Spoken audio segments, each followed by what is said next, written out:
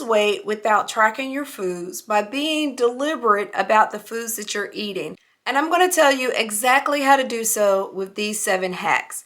Now, I lost 70 pounds in 9 months and 90 pounds overall. And yes, I had a tummy tuck. And while I was meticulous about tracking during my weight loss journey, these days I've been able to maintain my weight loss with little to no tracking by simply following 7 diet hacks. Now, there's plenty of research on tracking your food intake for weight loss success. The concept is very simple. It's easy to overestimate or even underestimate the number of calories that we're actually taking in when we have no visual tracker of what we actually ate. There's also studies, however, that shows that the mental toll of food tracking can be detrimental to the success of a long-term weight loss journey. And why is that? Because nobody has time for that, and we simply give up and quit. So what are some of the ways that we can be more deliberate about our food intake that will help us burn fat and lose weight without tracking? Well, I'm glad you asked. The first hack is to simply eat whole foods. And what do I mean by whole foods? Think chicken, fish, lean cuts of beef, rice, beans, fruits and vegetables like broccoli and pears. You want to eat foods that are straight from the source with as minimal processing in between as possible. And now I don't mean eat your food raw. You can absolutely season it to give it flavor. But try not to add on a whole lot of other ingredients that tend to pack on the calories and fat when you're cooking. Things like thick sauces and butter. And the same thing goes for when you're eating out. You can absolutely eat out and lose weight without tracking your food if you opt for the leanest cuts of protein on the menu with complex carbs like brown rice and sweet potatoes and a mixed green salad with balsamic vinaigrette on the side. The point here is that when you're eating foods in their most natural state, you tend to avoid all of the little extra sneaky calories that really pack on the pounds. So if you really want to lose weight without constantly tracking what you're eating, then be very deliberate about eating whole foods for most of your meals. Now, one of the best ways to ensure that you're not overeating is to eat foods that help you stay fuller longer. This prevents you from doing that mindless snacking that we do that has all of the hidden calories that really packs on the pounds. So as you're being deliberate about the foods that you're eating, focus your efforts on lean protein. And remember, the mantra is protein first. So when you're looking at your plate and you have lean protein and a complex carb and a veggie and fat, you want to focus on eating the protein first. And there are 2 reasons why. First, protein helps you feel fuller longer.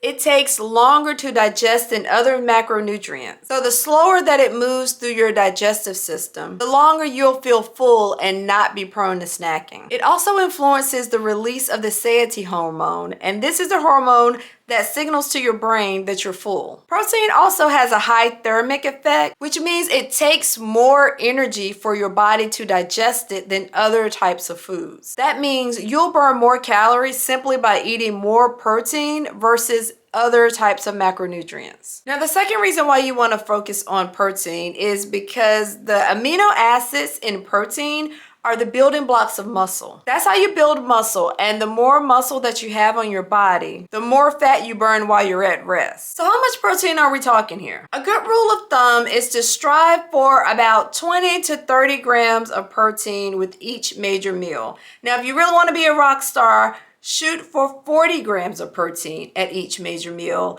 and at least 15 grams of protein with each snack. Now that's going to get you about 150 grams of protein a day. And when you're focused on eating protein, not only for the major meals, but also your snacks as well, then you're increasing your chances that you're going to feel full because you're constantly eating protein throughout the day. And you're not going to be likely to want to snack on those empty calories that make us gain weight.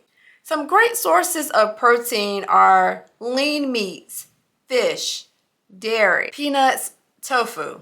And while I recommend that you get your protein from actual food sources, you can also supplement those protein sources with things like protein shakes and powders. Now, I really like Premier protein shakes, and I typically start my day off with a Premier shake. I also like Isopure unflavored whey protein powder that I can add to my shake as well as foods that will increase the amount of protein that I'm actually consuming. And if you're interested in that Isopure supplement, then I'll leave the link in the video description for you. But don't be afraid to supplement if you need to. Now, if you have a dairy allergy, then you're going to want to stay away from whey protein because they typically have either milk or a milk protein in them. Now, there are some dairy-free, soy-free, even vegan protein powders and shakes on the market. Now, hack number 3 goes hand in hand with hack number 1 and 2, and that is to eat regularly throughout the course of the day. 3 meals and 2 snacks per day. You want to space out your meals so that you are regularly eating throughout the day, but remember, you're going to focus on protein first. And the point here is that if you're constantly feeding your body protein throughout the course of the day, you're going to avoid those cravings that make you pick up the first unhealthy snack in sight. Now, if you're someone that likes to follow intermittent fasting where you have a shorter eating window and a longer fasting window, then you may want to combine your snacks with your meals so that you're still getting all of the macronutrients that you need in your shortened eating window. Now, I wouldn't recommend skipping any of the meals and snacks if you're following intermittent fasting.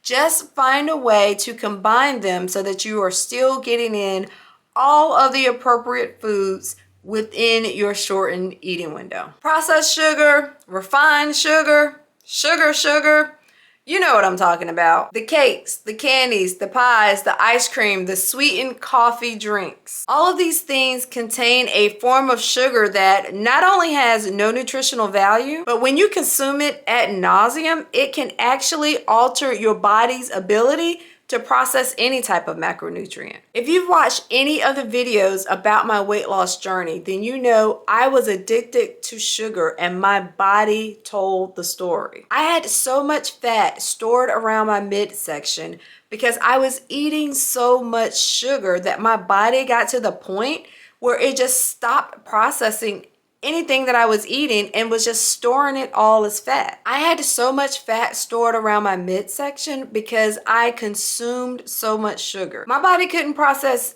pretty much anything that I was eating at that point. My body just couldn't keep up with all of the sugar spikes that happen when you're consuming sugar constantly throughout the day. So instead of continuing to try to exhaust itself to process this sugar, it got smart and just said, you know what?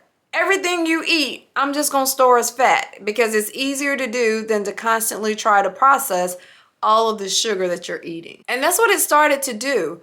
It didn't even matter how much I worked out. As long as I was still continuing to eat that sugar around the clock every single day, I could not lose weight. And not only that, I was actively gaining weight. It wasn't until I stopped eating sugar cold turkey that I actually started to see some movement with the numbers on the scale. I started a challenge called 75 Hard and went all in on an eating plan that required me to avoid processed sugar at all costs. And wouldn't you know it, that after all of that and not being able to lose weight no matter how much I exercise, just simply not eating processed sugar, I was able to see a big difference not only in my midsection but also my face as well in the first 30 days. I was reducing the amount of inflammation in my body because I had stopped eating all of that unhealthy sugar. My body started to actually use the good healthy food that I was feeding it as fuel, and it was burning it off. And so I was able to burn off fat and finally lose the weight. Now, was it tough? Absolutely. I get asked about headaches and the food noise all the time. But what I will tell you is that if you get laser focused and you stop the sugar, especially if you stop it cold turkey like I did, after a few days, you'll have some mental clarity and you will stop actually craving the sugar. And those cravings are what feed the food noise in your head. So when the cravings kind of subside, then the food noise subsides as well. That food noise will get a little quieter and a little quieter and a little quieter to the point where you can actually control it. You can actually tell it no and mean it. It is so important that you be able to control that food noise instead of it controlling you and everything that you put into your mouth. Now, other than going cold turkey, one of the things that really helped me was that I didn't stress over eating natural sugar. I did still eat fruit, and I also still ate other naturally occurring sugars. Think honey and 100% maple syrup. No, I still had those things in moderation. So hack number 5 goes hand in hand with hack number 4, and that is skip the processed sugar, but don't stress out too much over the natural sugar that you'll be consuming in whole foods. That way, you're still consuming some sugar that your body needs that has some nutritional value versus consuming sugar that has no nutritional value. Now, how many times have you heard that when you want a snack, you should drink some water first and then wait about 5 minutes before you actually have that snack? The reason for this is because a lot of times we're not really hungry, we're thirsty. There are multiple studies that reflect that approximately 75% of all adults are dehydrated. And by their definition, that means those adults are only drinking about 2.5 cups of water a day. And the problem with that is that even a mild dehydration affects your cognitive function. And what that means is that when you're hungry and dehydrated, you're less likely to make healthy food choices. So one of the keys to limiting the amount of snacking that you're doing so that you can actually lose weight without tracking everything that you put into your mouth is to make sure that you are hydrated. Drink more water. Now, when I started my weight loss journey, I was following a challenge that required me to drink a gallon of water a day. And I did that for 116 days. Now, a gallon of water is excessive, and I don't recommend that you do that. But what I do recommend is that you consume 64 ounces of water a day. And that is simply the 8-ounce glasses of water that we have all heard growing up. 64 ounces of water is equivalent to about 4 of the 16.9-ounce bottles of water. That is very doable. Now, some of the ways that I like to try to get in my water is that I'll set a bottle of water on my nightstand, and if I wake up in the middle of the night to turn over or use the bathroom, then I'll grab that bottle of water and I'll start to sip. And I'll just get a head start on my water simply because I'm doing it in the middle of the night when I typically wouldn't be drinking water. Another trick is to set a timer on your phone so that it goes off in regular intervals and then you drink a set amount of water. We all have timers on our phones, so this should be extremely easy. You can space out the amount of water that you need to drink every day and then use that timer to remind you, hey, it's time to drink water now. Another thing that people are using are these water bottles that have etchings on the side of them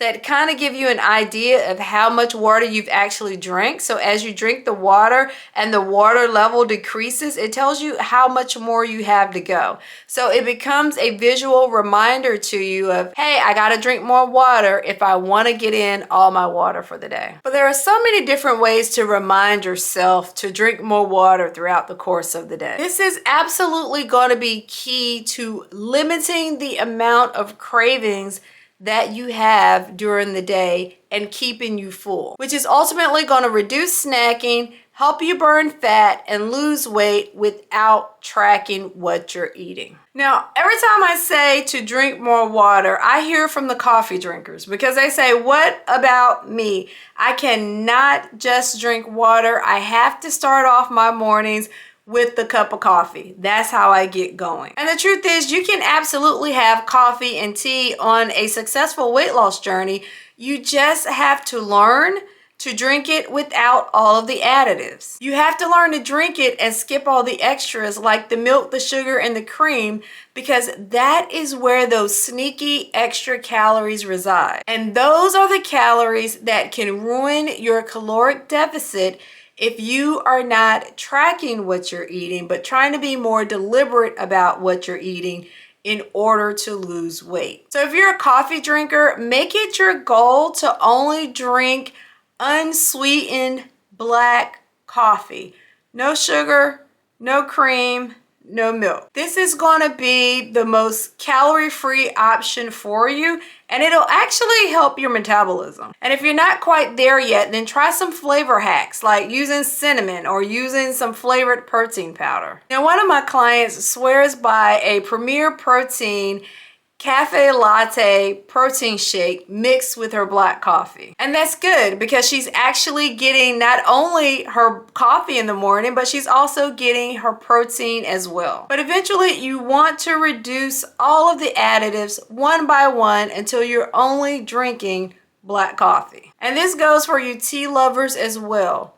Unsweetened, steeped, or green tea should be the goal. Now, I get asked all the time, what exactly did I eat on my weight loss journey in order to lose 70 pounds in 9 months? And what am I eating now to maintain my weight? And I'll tell you that I've already shared my exact eating strategy with hundreds of other women who have been able to take that strategy and use my meal plan to not only get stronger, but to burn fat and to lose weight. And it's a plan that they can use over and over again until they reach their goal. And in fact, a lot of them start seeing results within about 3 weeks, and that encourages them to keep following the plan. Now, if you're interested in grabbing that plan for yourself, check out the link in the video description for details. In the next video, I'm gonna take you on a deep dive into the 3 foods that you must eat in order to burn belly fat, get shredded, and lose weight for good. And believe me, it is not what you're thinking. Once that video is released, you can click here to check it out. And be sure to turn on your notifications so that you don't miss it.